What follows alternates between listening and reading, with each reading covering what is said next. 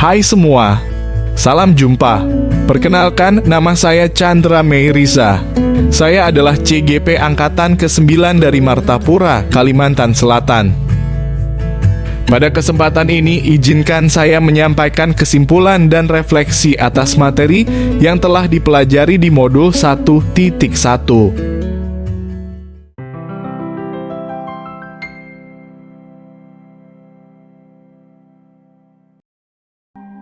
Wajah pendidikan Indonesia pada zaman kolonialisme sangat berbeda dengan masa kemerdekaan sekarang. Dahulu, pendidikan hanya diperuntukkan bagi orang-orang tertentu saja, seperti calon-calon pegawai.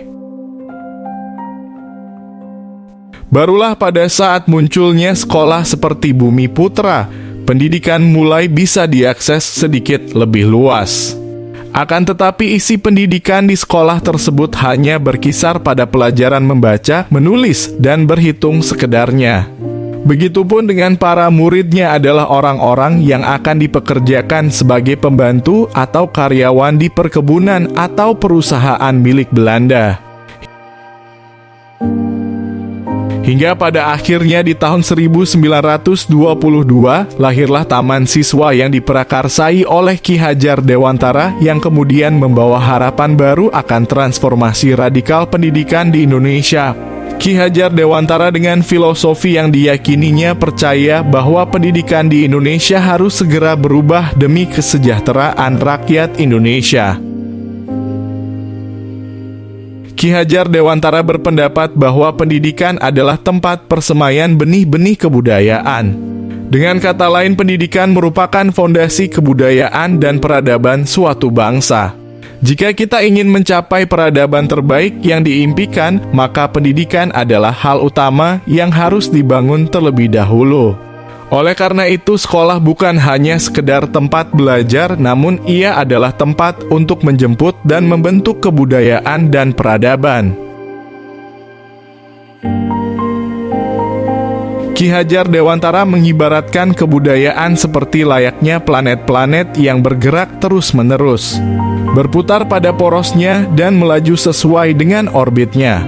Kebudayaan yang terisolasi dan stagnan adalah kebudayaan yang sebenarnya sedang menuju kehancurannya sendiri. Oleh karena itulah, pendidikan juga harus bersifat dinamis. Dia harus terus bergerak sesuai dengan kodratnya karena pergerakan dan perubahan adalah hal yang niscaya dan kekal adanya. Sama seperti planet-planet yang berbeda warna, sifat, ukuran, atau kecepatan lintasannya. Pendidikan pun sama seperti demikian. Pendidikan dan kebudayaan tidak selalu harus sama, apalagi dipaksa untuk diseragamkan. Hal terpenting adalah bahwa mereka boleh tampil sesuai dengan identitas dan keunikannya, namun harus tetap saling menguatkan dengan tetap bersumbu pada nilai-nilai kemanusiaan dan kebajikan universal. Maka dari itu, anak-anak yang lahir dengan fitrah keberagaman dan keunikannya itu harus dibiarkan tumbuh dan berkembang sesuai dengan ciri mereka masing-masing. Mereka bukan untuk diseragamkan, namun untuk diberi tuntunan sesuai dengan bakat serta minatnya agar mampu memperoleh kebahagiaan.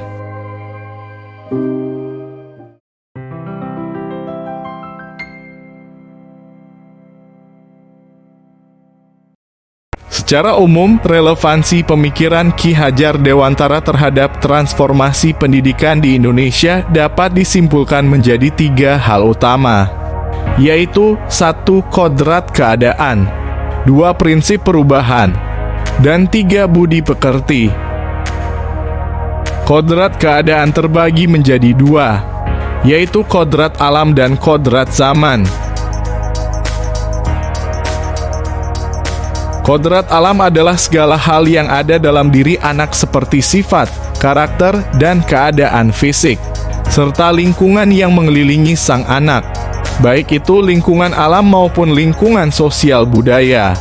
Sedangkan kodrat zaman lebih condong pada konteks situasi kondisi waktu di mana anak hidup, tumbuh, dan berkembang. Mempertimbangkan kodrat keadaan sangat penting dalam upaya mendidik anak secara menyeluruh. Prinsip perubahan dalam upaya untuk mentransformasi pendidikan. Ki Hajar Dewantara mengedepankan 3 buah asas yang selanjutnya dikenal dengan istilah trikon, yaitu kontinuitas, konvergensi, dan konsentris. Asas kontinuitas. Ki Hajar Dewantara berpendapat bahwa pendidikan dan kebudayaan harus bergerak maju dan berubah. Namun dalam perjalanannya itu tidak boleh meninggalkan dan melupakan nilai budaya yang hakiki dari masyarakat.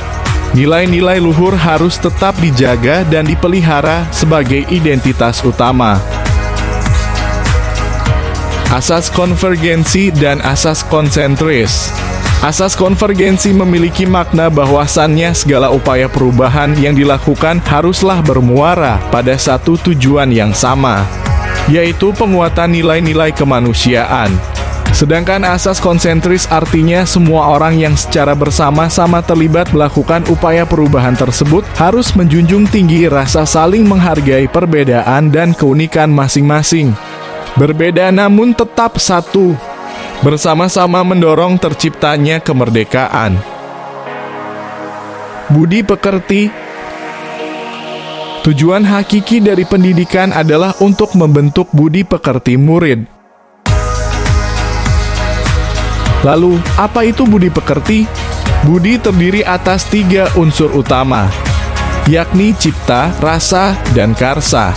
Sedangkan yang dimaksud dengan pekerti adalah otot manusia, yang menghasilkan tenaga dan diwujudkan dalam suatu aktivitas psikomotorik. Oleh karena itu, perubahan harus selaras, seimbang, dan menyeluruh.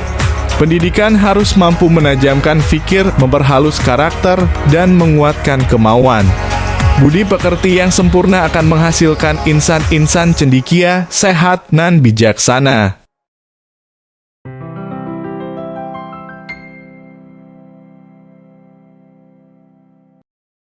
Sebelumnya saya berpikir bahwa proses mengajar di kelas hanyalah kegiatan menyampaikan atau mentransfer materi dari sumber yang dimiliki guru kepada para murid.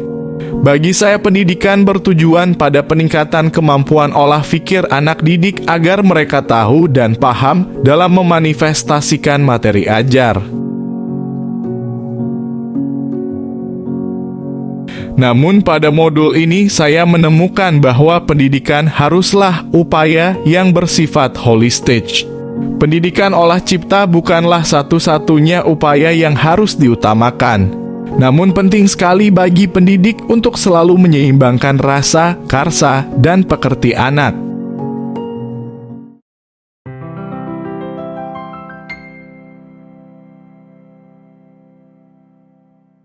Dengan mempertimbangkan filosofi pemikiran Ki Hajar Dewantara, saya dapat mengkonstruksikan proses pembelajaran bahasa Inggris yang saya ampu sebagaimana berikut.